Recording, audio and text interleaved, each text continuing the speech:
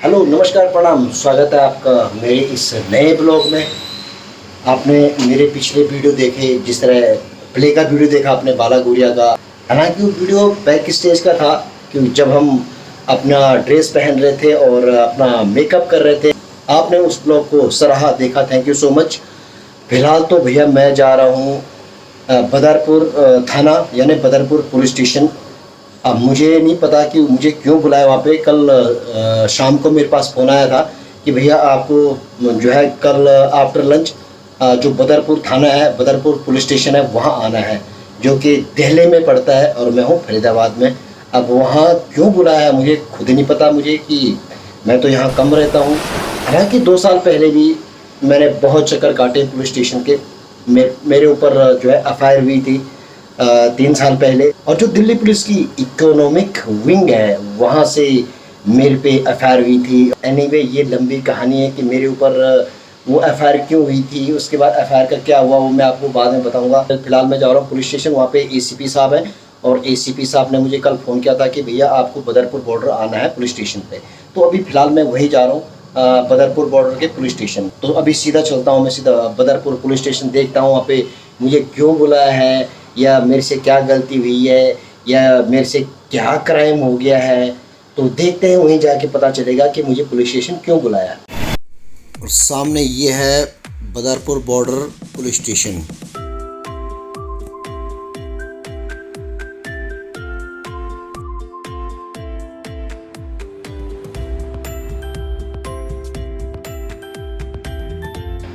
और मैं पहुंच गया हूँ बदरपुर पुलिस स्टेशन। काफ़ी बड़ा पुलिस स्टेशन है ये। पहले पुलिस स्टेशन दूसरी साइड हुआ करता था बहुत साल पहले, अब यहाँ इस इधर की तरफ बन गया है। तो चलते हैं भैया अभी पुलिस स्टेशन के अंदर। चलो जी, कह रहे हैं कि फर्स्ट फ्लोर पर बैठते हैं एसीपी साहब, तो मिल लेते हैं एसीपी साहब।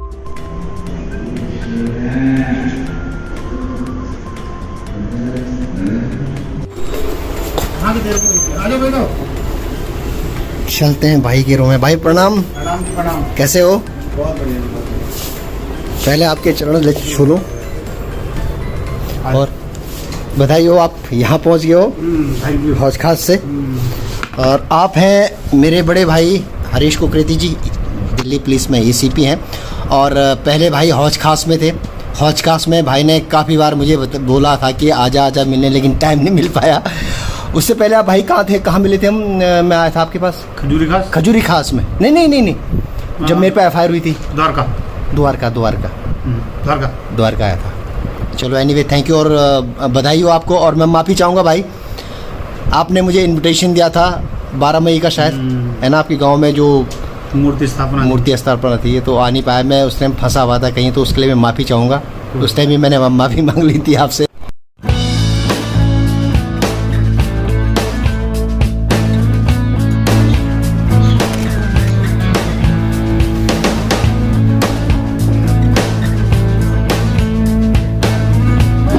बड़े भाई सिंगिंग का भी शौक़ रखते हैं, बहुत अच्छा आवाज़ है इनकी।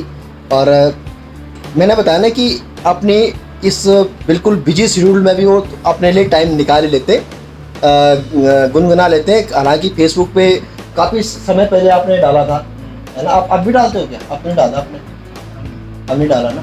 तो थोड़ा मैं कोशिश करूँगा भाई से, अगर 2 शब्द, हालांकि ऑफिस में गुनगुनाना ठीक नहीं है, लेकिन विद ड्यू परमिशन मैं बात कर लेता, कोशिश कर लेते कि भाई अगर 2 शब्द कुछ गुनगुना सकें तो। भाई जी, अब 2 शब्द जो भी गाना आपने पसंद च, अगर आप प्लीज कह सकते 2 शब्द तो।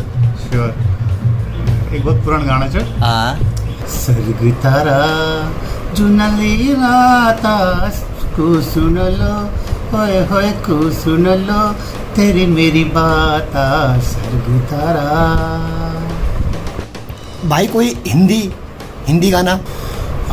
चल की तुझे मैं लेके चलूं एक ऐसे गगन के तले, जहाँ गम भी न हो, आंसू भी न हो, बस प्यार ही प्यार पले एक ऐसे गगन के तले।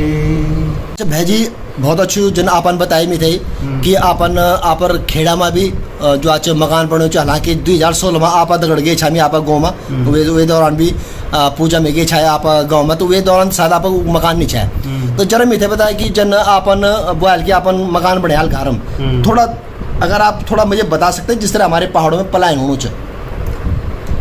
जब हम पहल घर जान चाहिए तो बात यह होनी कि हम लोग बहुत दिन तक रहना चाह चाहिए, मतलब जब हम हफ्ते तक छुट्टी हुआ 10 दिन छुट्टी हुआ तो 10 दिन तक वही रहना चाह चाहिए, पर अपर घर नहीं, रहने का ठिकाना नहीं, खाना कोई ठिकाना नहीं।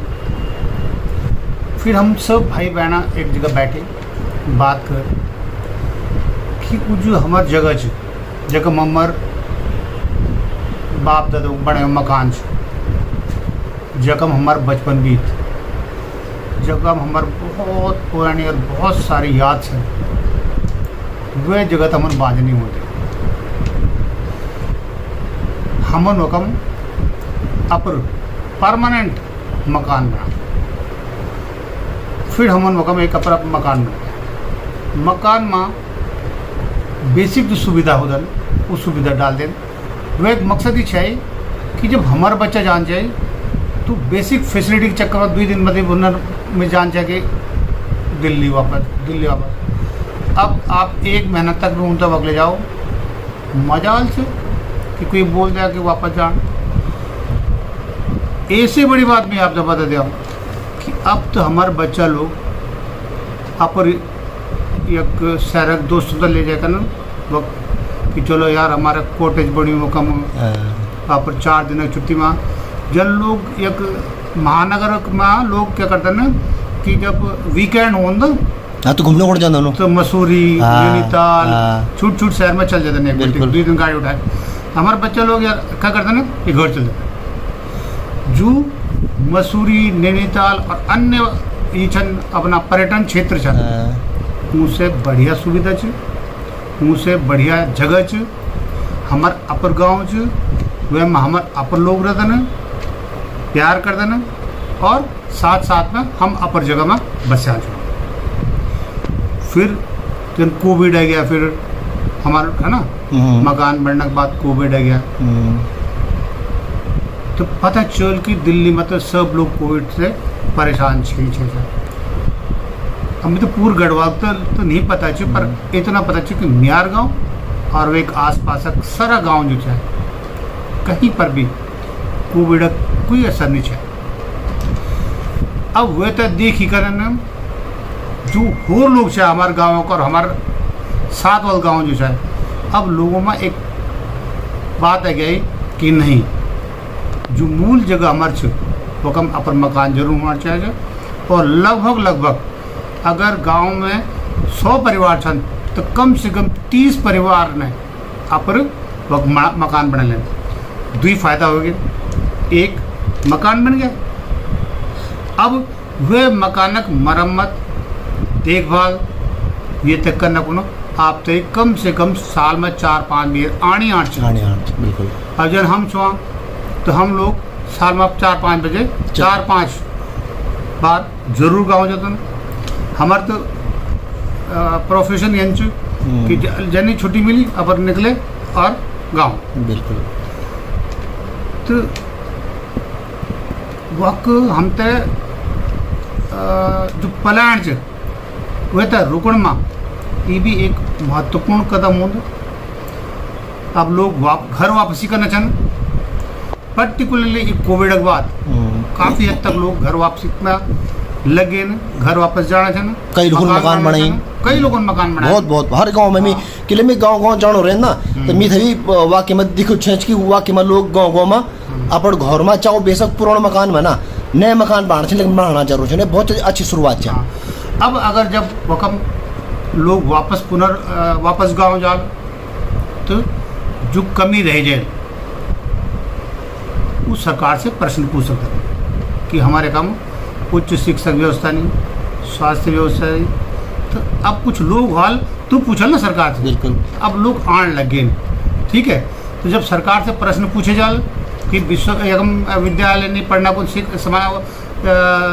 अपन चिकित्सा नहीं, तो सरकार फिर वे बारे में काम कर ली। और जब सब फैसिलिटी गाँव में आ जाए तो 100% जो पलायन च काफ़ी हद तक एक बात है, जब मुतवकम नौकरी मिल गया, मुतवकम चिकित्सा मिल गया, शिक्षा मिल गया, खेती कल्याण सब कुछ, तो मीन महानगर में कला जान, बिल्कुल। तो जब लोग पलायन करल, ये प्रश्न सरकार से पूछल तो 100% सरकार आप तय फैसिलिटी देल। अगर आप तय फैसिलिटी देल तो 100% पलायन में रुक जाल। यार लोगों से एक बहुत आग्रह है कि यहाँ महानगर की ज़िंदगी जो च बहुत ही कष्टकर ज़िंदगी च, वैसे बड़े हमारे घर च खुली हवा, ताज़ा पानी, तो शहर छोड़ के अपर गांव की तरह चले। बहुत बहुत धन्यवाद भाई जी, बहुत बहुत धन्यवाद, थैंक यू सो मच।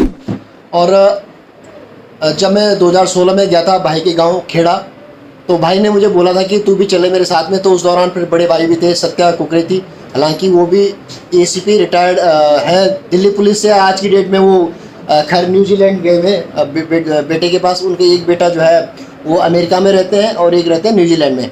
तो भाई भी घूमते रहते हैं, 4 महीने न्यूजीलैंड, 4 महीने अमेरिका, 4 महीने दिल्ली और 4 महीने अपने गढ़वाल गाँव में।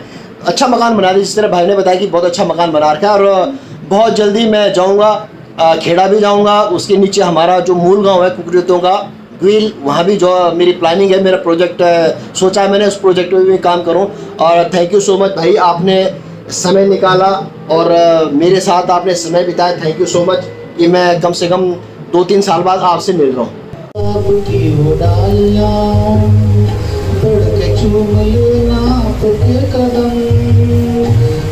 ठीक है दादा, थैंक यू सो मच, आपने मुझे टाइम दिया और काफ़ी टाइम बाद भी मिला हूँ और काफ़ी समय मैंने आपका भी ले लिया है, तो धन्यवाद। फिर कभी समय मिलेगा तो ज़रूर मिलूँगा आपसे दोबारा। और जिस तरह मैंने बोला कि सितंबर अक्टूबर में जब आप गांव जाओगे, खेड़ा जाओगे, तो उस दौरान एक दूसरे से बात कर लेंगे। उस दौरान हो सकता है कि मैं भी फिर आपके गाँव आ जाऊँ, एक ब्लॉक फिर आपके गाँव का ही बन जाएगा। और आसपास जो मैंने बताया कि हमारा कुकरेत का जो मूल गाँव है ग्विल, वहाँ भी जाने की मैं कोशिश कर रहा हूँ। तो धन्यवाद आपका टाइम देने के लिए, थैंक यू सो मच दादा आपका।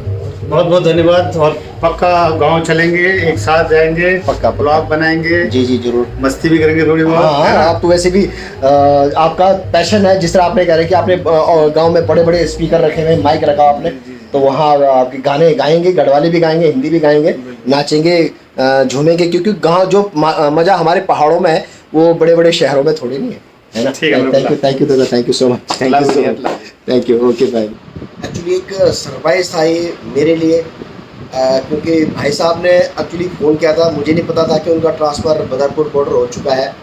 और भाई को ये भी पता है कि मैं फरीदाबाद में रहता हूँ, हालांकि भाई ने मुझे कई बार बुलाया भी था अपने जो है ऑफिस, जब वो हौज खास में थे, तो उनके ऑफिस से फ़ोन आया था मुझे। हालांकि भाई का नंबर मेरे पास है, लेकिन भाई ने भी मुझे सरप्राइज़ दिया, अपने किसी कलीग से फ़ोन कराया कि भैया आप बदरपुर बॉर्डर आ जाओ और लंच के बाद आ जाओ। तो मैं वहाँ चला गया, उसके बाद पता चला कि वहाँ तो भाई साहब बैठे हुए हैं, हरीश कुकरेती जी, वो भी थोड़ा फनी किस्म के आदमी है। और मेरा सौभाग्य कि मेरा उनसे मिलना हुआ और उन्होंने मेरी बहुत पहले मेरी हेल्प करी थी। जिस तरह मैंने पीछे बोला कि मेरे पास मेरे ऊपर 2022 में एक FIR थी, वो भी दिल्ली पुलिस की जो है वो इकोनॉमिक विंग से, यानी कि इकोनॉमिक ऑफेंसेस विंग। तो उसमें क्या है कि वो FIR मेरे ऊपर इसलिए हुई थी कि मैं एक कंपनी में डायरेक्टर था। खैर डायरेक्टर तो अभी भी उस कंपनी में, तो हमारा कुछ प्रॉपर्टी का इशू चल रहा था, कंपनी का बिल्डिंग का इशू चल रहा था। तो हालांकि ज़्यादा मैं डिस्क्लोज़ नहीं कर सकता। एक्चुअली कोई बिल्डर था, तो बिल्डर ने हमारे ऊपर FIR कर दी थी, मेरे ऊपर, और मेरे जो बॉस थे जो कि मैनेजिंग डायरेक्टर भी थे, उनके ऊपर भी करी उन्होंने FIR, मेरे ऊपर करी। और हमारे ऑफिस में अकाउंटेंट थे ब्रिजपाल सिंह रावत जी, हम तीनों के ऊपर उन्होंने FIR कर दी। वो FIR की कॉपी जब मेरे पास आई तो मैंने भाई से कांटेक्ट किया, तो भाई ने बोला FIR की कॉपी लेके तो मेरे पास आ जा। तो भाई साहब उस टाइम ACP द्वारका में थे, 2022 की बात बता रहा हूँ मैं। तो हालांकि भाई ने मुझे बोल दिया था कि ये जो एफआईआर है वो डरने वाली कोई बात नहीं है, ना तो उसमें ऐसा कोई धारा है कि तुझे अरेस्ट होना पड़ेगा, पर यह है कि इसको संभाल लो। बाकी मैंने पूरी हिस्ट्री बताई भाई को कि भी ऐसी बात है, ये दिक्कत है मेरे साथ, मैं एज ए डायरेक्टर उस कंपनी में हूँ। हालांकि मैंने 2022 में उस कंपनी से रिजाइन भी कर दिया था। मेरा रिजाइन अभी तक एक्सेप्ट नहीं हुआ, अभी तक आरओसी में मैं एज ए डायरेक्टर हूँ, सुभाष कुकरेती। कंपनी का नाम भी मैं आपको डिस्क्लोज नहीं कर सकता। तो एनीवे हमने फ़ाइट किया हाई कोर्ट में हमने वकील किया, तो हमने पेश करने के लिए वो जो है लड़े हम दिल्ली हाई कोर्ट में, लेकिन दिल्ली हाई कोर्ट ने भी रिजेक्ट कर दिया था वो केस, क्योंकि भैया जो बिल्डर था उसने बड़े बड़े वकील कर रखे थे गुड़गांव दिल्ली में। उसके बाद हमने सुप्रीम कोर्ट में अपील करी, तो सुप्रीम कोर्ट में फिर हमारी वो जो एफआईआर है क्वैश हो गई थी। कोई ऐसा कोई क्राइम नहीं किया था हमने कि जो अरेस्ट होना पड़े हमें। उसमें ये था कि मैं एज ए डायरेक्टर था कंपनी में, और मेरे पे एफआईआर इसीलिए भी कि मैं डायरेक्टर हूँ कंपनी का। तो ऑब्वियसली जब कंपनी के डायरेक्टर होते हैं, जो भी डायरेक्टर होते हैं, तो उन्हीं के ऊपर एफआईआर होती है। हालांकि उस एफआईआर में कोई दम नहीं था, और उस टाइम बहुत डर गया था मैं, हम सभी डर गए थे, क्योंकि भैया एफआईआर होना कोई छोटी मोटी बात नहीं है। तो उस दौरान बल्कि मुझे 10 दिन के लिए हमें अंडरग्राउंड पे होना पड़ा। जो हमारे बॉस थे उन्होंने मुझे और ब्रिजपाल को बोल दिया कि तुम भैया ऐसा करो कि तुम गढ़वाल भाग जाओ। हम 10 दिन गढ़वाल में गए। हालांकि यहाँ से सीधा हम गए, ताड़केश्वर मंदिर है भगवान महादेव का, वहाँ गए हम, एक रात वहाँ रहे हम। फिर मंदिर में गए, मंदिर में हमने भैया भगवान से प्रार्थना करी कि हमारा कोई दोष नहीं है ऐसा कि जो हमारे ऊपर जो है ये एफआईआर हुई है। एनीवे 10 दिन के बाद हम आए, फिर मेरे बॉस ने बोला कि भाई आ जाओ, मैं वकील कर रहा हूँ, तुम्हें डरने की कोई ज़रूरत नहीं है। तो बहुत परेशान रहा उस दौरान में, बहुत डिस्टर्ब रहा, क्योंकि भैया एफआईआर हुई थी। मैं हर हफ्ते EOW दिल्ली जो कि मंदिर मार्ग पे है वहाँ चक्कर लगाता रहा। वहाँ पे जो है जो ACP, वो भी पहले इंस्पेक्टर थे, बाद में ACP बन गए थे, उन्होंने बहुत ज़्यादा हैरेश किया मुझे भी और मेरे बॉस को भी। हमें मतलब ऐसे बोल गए वो कि भैया तुम्हें तो हम छोड़ेंगे नहीं, ये करेंगे वो करेंगे, क्योंकि भैया जो बिल्डर था शायद उसने भी वहाँ मोटा पैसा दे रखा होगा वहाँ, क्योंकि बिल्डर था, पैसा उसके पास था, जिससे बड़े बड़े वकील कर रखे थे। पर एनीवे हम ठीक थे, हम गलत नहीं थे। तो बाद में वो केस भी सॉल्व हो गया था, वो मेरे बॉस ने और उनके कंप्रोमाइज़ भी हो गया था। तो उसके बाद वो इशू सॉल्व हो गया, तो केस तो हमारा पहले जो एफआईआर थी वो तो वैसे भी हाई कोर्ट में जो है क्वैश हो गई थी। लेकिन हाँ, उस दौरान बहुत परेशान रहा मैं। और जिस तरह मैंने बताया कि मैंने 2022 में एज ए डायरेक्टर मैंने रिजाइन भी कर दिया था। हालांकि वो रिजाइन मेरा अभी तक एक्सेप्ट नहीं हुआ है, और अभी तक मैं उस कंपनी में भैया विदाउट सैलरी का डायरेक्टर अभी तक हूँ। तो बहुत दिक्कतें झेली हैं भैया 2022 में, 21, 22, 23, ये तो बहुत मुश्किलों भरा रहा था मेरे लिए। जब मैं चक्कर काटता था पुलिस स्टेशन के, कोर्ट के, कभी सुप्रीम कोर्ट के, कभी हाई कोर्ट के, कभी वकीलों के। तो ये कहानी थी। उस टाइम भाई साहब ने मुझे बहुत हेल्प करी थी उस दौरान। मैं सीधा जिस तरह मैंने बताया कि भाई साहब के पास गया था, तो भाई साहब ने भी मुझे सरप्राइज़ दिया। उन्होंने भी किसी और से फ़ोन कराया, मुझे बुलाया, मुझे नहीं पता था कि भाई साहब की वहाँ पोस्टिंग हो चुकी है।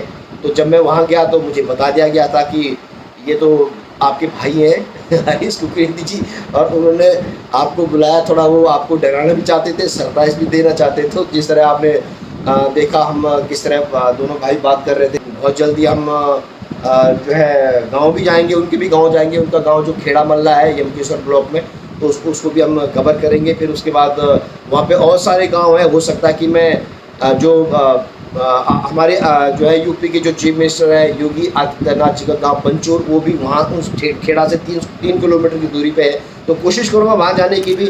आप लोगों ने ब्लॉग देखा, थैंक यू सो मच आपका, और धन्यवाद, थैंक यू सो मच एक बार फिर से आपका धन्यवाद कि आपने मेरा ये ब्लॉग देखा। मिलते हैं अपने किसी नेक्स्ट ब्लॉग में, तब तक के लिए नमस्कार, प्रणाम, जय भारत, जय उत्तराखंड।